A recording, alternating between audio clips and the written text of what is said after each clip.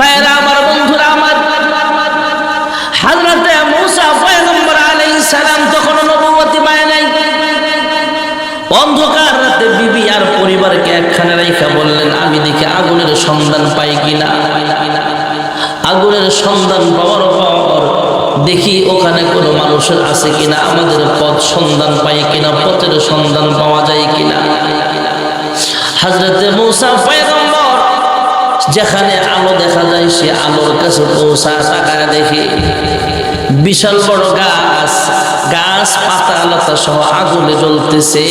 আগুন ঠিকই জ্বলে, আলো হয়, ফাঁথুত আওয়াজ হয়, কিন্তু পাতাও জ্বলে না, গাছও জ্বলে না। জোরে বলুন সুবহানাল্লাহ। রাতের অন্ধকারে বাড়িতে যাওয়ার সময় যদি দেখেন গাছে আগুন লাগছে কিন্তু গাছ জ্বলে না, শুধু আগুন জ্বলতেছে, তখন ভয় লাগবে কি লাগবে না?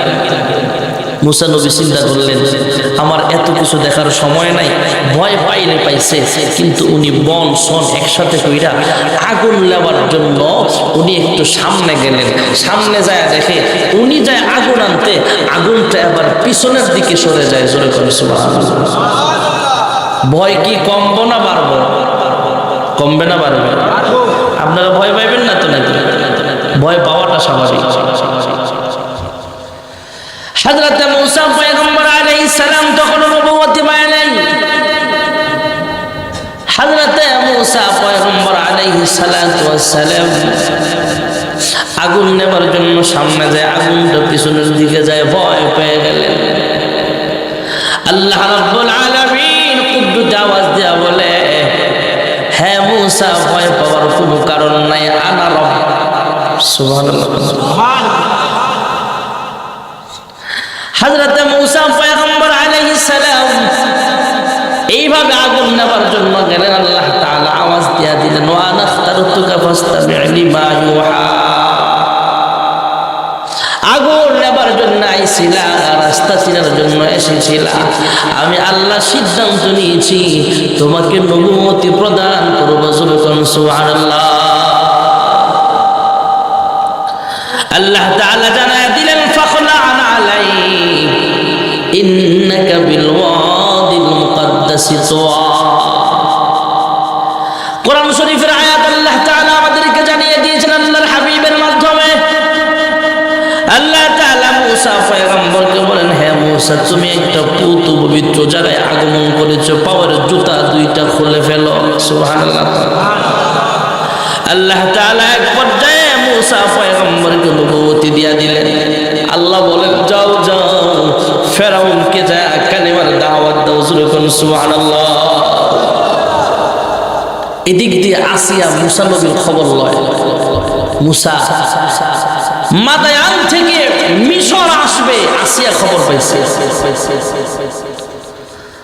আসিয়া মনে মনে চিন্তা করে, মূসা ঈসা যদি এইভাবে ফেরাউনের সামনে নবুয়তি নিয়ে দাঁড়ায়, আর ফেরাউন তো 10 বছর আগে থেকে 20 বছর আগে থেকে তার জন্য রাগ, কিপ্তিকে থাপ্পড় মেরে ফেলেছে, অনেক রাগ করে আছে ফেরাউন। যদি মূসাকে পায় তাহলে হত্যা করে ফেলবে। মূসার সংবাদ আসিয়া পাইলেন, আর মনে মনে আল্লাহর কাছে দোয়া করে, আল্লাহ মূসাকে তুমি হেফাজত করো। মা আসিয়া আড়াল থেকে দেখলেন মূসা ফেরাউনের সামনে দাঁড়ালেন। সামনে দাঁড়ায় বলতেছে, ফেরাউন, তুমিও খোদা না, আর কেউ খোদা না, একমাত্র আমার আল্লাহ হলেন রব। সুবহানাল্লাহ। আল্লাহ বাবা আদম আলাইহিস সালাম মানুষকে যেই দাওয়াত দিয়েছিলেন, নূহ পয়গম্বর মানুষকে যেমন দাওয়াত দিয়েছিলেন, হযরতে নূহ পয়গম্বরের পরে হযরত ইব্রাহিম পয়গম্বর মানুষের ময়দানে দাওয়াত দিয়েছিলেন। আমাকেও আল্লাহ তাআলা নবুয়ত দিয়া পাঠাইছে, আমি তোমাকে দাওয়াত দিতে চাই, তুমি পড়ো কুলু লা ইলাহা ইল্লাল্লাহ দাখালাল জান্নাহ। সুবহানাল্লাহ। হ্যাঁ ফেরাউন, এক আল্লাহর প্রতি ঈমান আনো, আর আমি মূসাকে নবী হিসাবে স্বীকার করো। যদি বাঁচতে চাও, পরকালে জান্নাত পেতে চাও, সুবহানাল্লাহ। ফেরাউন ডাক দিয়া কয়, আমার ঘরে বড় হইলা, এখন আমাকেই রব হিসাবে মানো না? মুসা নবী সেদিন বলেছিলেন, সেদিন মুসা পয়গম্বর বলেছিলেন, ফেরাউন আমি যে তোমার ঘরে বড় হলাম এটাও তোমার পাপের কারণে। তুমি সংবাদ পাইলেই শিশু বাচ্চাদেরকে হত্যা করো, ছেলে বাচ্চাদের। আমাকে যাতে তুমি হত্যা করতে না পারো, আল্লাহ আমার মাকে বলেছেন তুমি সমুদ্রে ভাসায়া দাও, আমাকে সন্দুকে ভরে সাগরে ভাসায়া দিলেন। সেখান থেকে আসিয়ার মনে, মা আসিয়ার মনে আমার প্রতি মহাব্বত জাগায়া দিলেন আল্লাহ রাব্বুল আলামিন। তোমার সংসারে আমাকে বড় করেছেন, এটাও তোমার জুলুমের কারণে হয়েছে। সুবহানাল্লাহ। ফেরাউনের রাগ কমবো না বাড়বো? ফেরাউনের হামান দুজন মিলে বলে মূসাকে হত্যা করা হবে। হ্যাঁ মূসা, কোন সাহসে তুমি রাজ সিংহাসনে আইসা আমাকে কালেমার দাওয়াত দিতেছো? ফেরাউন নিজেই তো হলো রব। মূসা ডাক দিয়ে বলে তুমি আসলে রব না। আল্লাহ আসমান বানাইছেন তিনি হলেন রব, যে আল্লাহ জমিন বানাইছেন তিনি হলেন রব, যে আল্লাহ তোমার চোখ দিয়েছেন সে আল্লাহ হলেন রব, যে আল্লাহ তোমার বডি বানাইছেন, রূহ বানাইছেন তিনি হলেন রব, যে আল্লাহ তোমার মালিক আমার মালিক, তোমার পূর্বপুরুষদের মালিক আমার পূর্বপুরুষদের মালিক তিনি হলেন আল্লাহ। সুবহানাল্লাহ। আড়াল থেকে মা আসিয়া সব কিছু পরিদর্শন করতেছেন, শুনতেছেন ফেরাউন কি বলে, মূসা কি বলে, সব শুনতেছে। মূসা পয়গম্বর এক পর্যায়ে যখন কালিমার দাওয়াত দিতে লাগলেন, মা আসিয়া মনটা বড় খুশি যে যে মূসাকে লালন পালন করলাম, লালন পালনটা আমার বৃথা যায় না। আল্লাহ মূসাকে নবুয়তি দান করেছেন। উনি তার কামরায় গেলেন, খাদেমাকে বললেন, হে খাদেমা শোন, আমি আল্লাহর প্রতি ঈমান আনলাম আর মূসাকে নবী হিসাবে স্বীকার করলাম। যেরকম সুবহানাল্লাহ। এবার উনি আবার ফেরাউনের সামনে গেলেন, আড়াল থেকে দেখতেছেন কি করতেছে সবাই। ফেরাউন বলতেছে, হ্যাঁ মূসা, তুমি যদি নবুয়তি পেয়ে থাকো তাহলে নবুয়তির প্রমাণ দেখাও। আল্লাহ তাআলা আগেই শিখায় দিলেন। মূসা পয়গম্বর লাঠি মাটির মধ্যে ছাড়লেন, সঙ্গে সঙ্গে বিশাল বড় সাপ। সুবহানাল্লাহ। বাইরে আমার বন্ধুরা আমার, ফেরাউন আরো মুজিজা জানতে চাইলেন। মূসা পয়গম্বর হাতগুলো বগলের নিচে নিলেন, আবার এইভাবে হাতগুলো ধরলেন। গাড়ির হেডলাইট যেমন আলোকিত হয়, অনেক দূর পর্যন্ত যেমন আলো ছড়ায় যায়, ওনার আঙ্গুল থেকে মহান আল্লাহ তাআলা বিশাল বড় লাইটিং এর ব্যবস্থা করে দিলেন। সুবহানাল্লাহ। আসিয়া আবার মনে মনে কয়, ফেরাউন এর দেশে অনেক জাদুকর আছে, মূসা যদি জাদুকর হয় তাহলে মূসা টিকতে পারবে না। নিজের মনকে আবার বুঝায়, হে মন, মূসা আসলেই জাদুকর না, মূসা যদি আল্লাহর পক্ষ থেকে মুজিজা হয়ে থাকে এই কাজগুলো, তাহলে আমার জালেম স্বামী টিকতে পারবে না, মূসার বিজয় হবে। জোরে বলো সুবহানাল্লাহ। ফেরাউন আরো রাগ হয়ে গেল। রাগান্বিত হয়ে ফেরাউন ডাক দিয়া বলে, তুমি আমার সামনে আসছো জাদু দেখাইতা? এ মূসা, তোমার কত জাদু আছে আমার সামনে নিয়ে আইসো। আমার কাছে হাজার হাজার হাজার হাজার জাদুকর আছে। পরের দিন মূসা নবীর সাথে ফাইট হবে, যুদ্ধ হবে জাদুবিদ্যা দিয়া। ফেরাউন হাজার হাজার অগণিত, কেউ কেউ বলেন 70,000 জাদুকর আনছে। 70,000 জাদুকর একসাথে দাঁড় করায়া দিলেন। ফেরাউন বলতেছে, তোমরা কি দিয়া তোমরা সাপ বানাইবা বলো? কই রশি লাগবে। টন কি টন রশি আনলেন, রশি ছিঁড়া ছিঁড়া নিচে চারে আর এক একটা সাপ হয়ে যায়। মাছের মধ্যে লক্ষ লক্ষ সাপ। মূসা পয়গম্বর একা দাঁড়িয়ে আছে। এক পর্যায়ে মূসা পয়গম্বর আলাইহিস সালাম ফেরাউনের জাদুকরদের জাদু যেখানে এখানে শেষ হয়ে গেছে। মুসা পয়গম্বর নিজের হাতের লাঠিটা ছাড়লেন, ওই শ্বশুর বাড়ির সালামি লাঠিটা যখন ছেড়ে দিলেন, সঙ্গে সঙ্গে বিশাল বড় সাপ হয়ে গেছে। এই সাপটা জাদুকরদের সব সাপ খেয়ে ফেলছে। যখন সুবহানাল্লাহ, মুসা নবীর সাপ দেখা বিশাল বড় সাপ, ওই জাদুকর হাজার হাজার জাদুকর এবার বলতেছে, হে মুসা, তুমি তোমার লাঠি দ্বারা সেই সাপ বানাইছো। আমরা যেই জাদুকররা এখানে আছি দেশের ভিতরে সবচেয়ে নামি দামি জাদুকর আমরা। শুধু বাংলাদেশের এই দেশের জাদুকর না, বিশ্বের সব জায়গা থেকে জাদুকররা আসছে। তুমি যেই সাপ বানাইছো এটা কোনো জাদুর সাপ না। যদি জাদুর সাপ হতো তাহলে তোমাকে আমরা ঘায়েল করে ফেলতাম। তুমি যেই সাপ বানাইছো আসলে সেটা জাদুকরদের কোনো সাপ না। আমাদের ইয়াকিন হয়ে গেছে, বিশ্বাস হয়ে গেছে, তুমি আসলে আল্লাহর পাঠানো পয়গম্বর। সুবহানাল্লাহ। হাজার হাজার জাদুকর ফেরাউনের সামনে, হাজার হাজার জাদুকর মুসার ধর্ম গ্রহণ করলেন। সুবহানাল্লাহ। ফেরাউনের রাগ কমবো না থামবে না, বাড়বে? ফেরাউন হাজার হাজার জাদুকরদেরকে বললেন তাদেরকে তোমরা অ্যারেস্ট করো। অ্যারেস্ট করা হলো, অনেককে মেরে ফেলা হলো। তারপরও বাকি মানুষগুলো কালেমা ছাড়তে রাজি হয় না। এদিক দিয়ে ফেরাউনের বিবি আসিয়া তিনিও ধর্ম গ্রহণ করে নিলেন।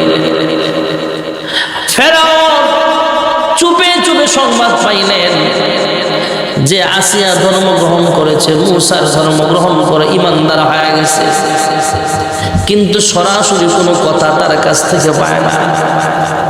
খাদেমা ছিল, খাদেমাকে ডাকলেন। ওই খাদেমাও যে মুসলমান হয়ে গেছে, ওই খাদেমাকে ডাইকা বলেন, তুমি মুসার ধর্ম ত্যাগ করে আমি ফেরাউনকে খোদা হিসেবে মেনে নাও। খাদেমা ডাক দেয়া বলে, ফেরাউন তুমি যে জালেম বাদশা, তুমি হলো মানুষ, তুমি কিভাবে খোদা হবা? খোদা হলো আমার আল্লাহ, হলেন রব। সুবহানাল্লাহ। আলহামদুলিল্লাহ রাব্বিল আলামিন। ফেরাউন রব না, রব হলেন আল্লাহ। কে? আর জোরে ডাক দেন না, আল্লাহ। ভাইরা আমার, বন্ধুরা আমার, এবার খাদেমাকে সামনে আনা হলো, অ্যারেস্ট করা হলো। খাদেমার কোলে একটা বাচ্চা ছিল, বাচ্চাকে আগুনে ফালায় দিল। কেউ কেউ বলে একটা কড়াইয়ের ভিতরে গরম তেল ঢালা হলো, গরম তেলের ভিতরে এই বাচ্চাটাকে পুড়ে ফেলা হলো, আরেকটা বাচ্চাকেও পুড়ে ফেলা হলো। ডাক দেয়া বলে, এখনো সময় আছে, কালেমা ছাড়ো, মুসার ধর্ম ত্যাগ করে ফেরাউনকে খোদা হিসেবে স্বীকার করো। এবার দুইটা বাচ্চা আগুনের ভিতর থেকে ডাক দেয়া বলে, হ্যাঁ মা, ফেরাউনকে খোদা হিসেবে মাইনো না। তুমি দেখতেছো আমরা আগুনে আছি? না না, আমরা আগুনে নাই, আমরা জান্নাতের ভিতরেই আছি। সুবহানাল্লাহ। এক পর্যায়ে আসিয়াও যে মুসলমান হয়ে গেছে, ফেরাউন বুঝতে পেরেছে। বুঝতে পেরে আসিয়াকে বলে, আসিয়া আমি তোমার স্বামী, তুমি আমাকে খোদা হিসেবে মানো। আসিয়া বলে, তুমি আমার স্বামী হতে পারো, কিন্তু তুমি খোদা না, তুমি হলা হুদা। রব হলেন আল্লাহ, তুমি আসলে আল্লাহ না। ফেরাউন একের পর এক নির্যাতনের স্টিম রোলার চালাইলেন আসিয়ার উপর দিয়া। এক পর্যায়ে আসিয়াকেও দুনিয়া থেকে বিদায় করে দেওয়া হলো। এদিক দিয়ে মুসা পয়গম্বর অনেক নির্যাতনের শিকার হলেন। ভাইরা আমার, হযরতে মুসা পয়গম্বরকে এক পর্যায়ে আল্লাহ তাআলা বললেন, তুমি এই দেশ থেকে অন্য দেশে চলে যাও। সামনে নদী পড়লেন, ওনার আশা হাজার হাজার বনি ইসরাইলের উম্মতটাও আছেন সাথে। নদী পার হবেন, নদী পার হওয়ার সময় তিনি তাকায় দেখলেন সামনে কোনো ব্রিজ নাই, নৌকা নাই। বনি ইসরাইলের উম্মতরা ডাক দেওয়া বলে, হ্যাঁ মুসা, সামনে বিশাল বড় নদী দেখা যায়, এই নদীর সামনে যায় যদি আমরা আটকায় যায়, আর পিছন দিয়ে 6 লক্ষ বাহিনী আসতেছে, কেউ কেউ বলেন 9 লক্ষ বাহিনী আসতেছে। এরা যদি আইসা আমাদেরকে একসাথে আক্রমণ করে তাহলে আমরা দুনিয়া থেকে বিদায় হয়ে যাব। হ্যাঁ মূসা, তোমার আল্লাহকে সরাসরি এই মুহূর্তে তাড়াতাড়ি বলো আমাদের জন্য যেন ব্রিজ করে দেয়, রাস্তা করে দেয়। জোরে বলুন সুবহানাল্লাহ। নদীর পানিতে রাস্তা বানাইবার মতো আল্লাহর ক্ষমতা আছে না নাই? আল্লাহ ডাক দেয়া বলে, হ্যাঁ মূসা, তোমার হাতে যে শ্বশুর বাড়ির সেলামিটা আছে এইটা কোন কাজে লাগার জন্য? নদীতে এই লাঠি দিয়া বাড়ি দাও, দেখো কি হয়। এই লাঠি দিয়া নদীর পানিতে পিটা দিলেন, সঙ্গে সঙ্গে ঢাকা টু চট্টগ্রাম হাইওয়ে রাস্তা আল্লাহ বানায় দিছে। সুবহানাল্লাহ বলনা। বিশাল বড় হাইওয়ে পানির এভাবে জমাট হয়ে রাস্তা হয়ে গেছে। হযরতে মূসা আলাইহিস সালামের গোত্র ছিল 12টা। 12 গোত্রের মানুষ ডাক দিয়া কয়, হে মূসা, 12 গোত্রের মানুষ যদি রাস্তার মাঝখানে যায় গন্ডগোল করে ঝগড়া করে তুমি কি একলা ফিরাইতে পারবা? হে মূসা, আমাদের 12 গোত্রের জন্য রাস্তা 12টা বানায় দাও। আল্লাহ ডাক দিয়া কয়, আমি যে আল্লাহ একটা বানাইতে পারি সে আল্লাহ 12টাই বানায় দিলাম। সুবহানাল্লাহ। ঠাড়া মারা জাতি বনি ইসরাইলের উম্মত, মূসা নবীর উম্মত ডাক দিয়া কয়, মূসা, খান গোত্রে আমার মেয়ে বিয়ে দিছি, মোল্লা বংশে ছেলে বিয়ে করাইছি, আমরা একজন যদি আরেকজনকে না দেখি তাহলে কেমন দেখা যায়? রাস্তা যেমন বানাইছো জানালাও কাইটা দাও যাতে রাস্তার মাঝখানে যাইতে যাইতে একজন আরেকজনকে দেখতে পাই। সুবহানাল্লাহ। আল্লাহ ডাক দিয়া বলে যে আমি আল্লাহ রাস্তা বানাইতে পারছি, জানালা কাটতে বুঝি আমার অসুবিধা হবে, দিলাম জানালা বানায়। সুবহানাল্লাহ বলনা। যখন মূসা নবী তার উম্মত সহ নদী পার হয়ে আসছে, রাস্তা এখনো ভাঙ্গে নাই। আল্লাহ ডাক দেয়, রাস্তা ঠিক মতো থাকো। এই 9 লক্ষ বাহিনী সহ 6 লক্ষ বাহিনী সহ ফেরাউন যখন নদীর কিনারায় যায় দেয় কিসে Dhaka to Chittagong, Dhaka to Sylhet, Dhaka to Barishal, Dhaka to Bogura এবং 12টা হাইওয়ে রাস্তা দেখা যায়। ফেরাউন ডাক দিয়া কয়, হামান কই? আসি স্যার। তুই যে আমার আগে জানাইলি না যে রাস্তা আছে। আমি তো জানি না এই রাস্তা কি আগে ছিল? জোরে বলে, বানাইছেন কি? আর আসছে কোন কে বানাইছে? ভাইরা আমার, বন্ধুরা আমার, আল্লাহ তাআলা রাস্তাটা ঠিক রাখছেন, রাস্তাটা এখনো ভাঙে নাই। এবার ফেরাউন তার বাহিনী নিয়ে যখন রাস্তার ভিতরে ঢুকছে, মাঝখানে যায় যখন পৌঁছাইছে, আল্লাহ তাআলা ডাক দিয়া বলে, হে পানি, মাঝখানে আমার পয়গম্বর আর তার উম্মতদের জন্য রাস্তা বানাইছিলাম, এই ফেরাউনের বাহিনীকে পার করাইবার জন্য আমি আর আল্লাহ রাস্তা বানাই নাই। যেহেতু এরা মাঝখানে যায় ছাড়ছে, এবার নদী তুমি তাদের রাস্তাগুলো ভেঙে ফেলো, এই রাস্তা আর দরকার নাই, যেমন পানি ছিল তেমন পানি হয়ে যাও। সঙ্গে সঙ্গে সেই রাস্তাগুলো পানি হয়ে যাচ্ছে। ফেরাউন তার দল বল সহ নদীতে চুবে মারা গেছে। সুবহানাল্লাহ। সে আল্লাহ এখনো আছে। আর জোরে বাইরা আমার, বন্ধুরা আমার, মা আসিয়া আল্লাহর হাবিবকে আল্লাহ তাআলা জান্নাতে বিবাহ বানায় দিবেন।